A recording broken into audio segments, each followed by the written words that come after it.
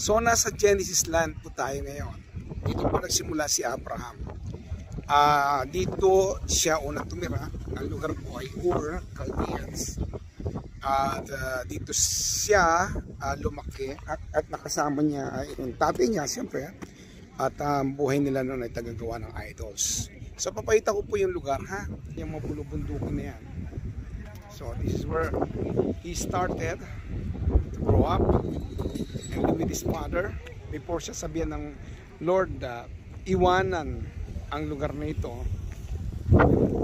Yan po, no?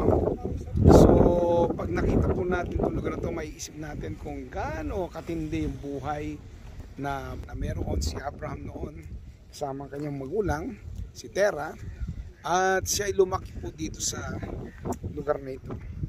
Now, think about ang buhay na meron siya bago siya tawagin ng Diyos. Alam nyo, kapag ang Diyos ay tumawag, hindi niya na tinitignan kung anong kakayanan meron ka at kung anong buhay meron ka.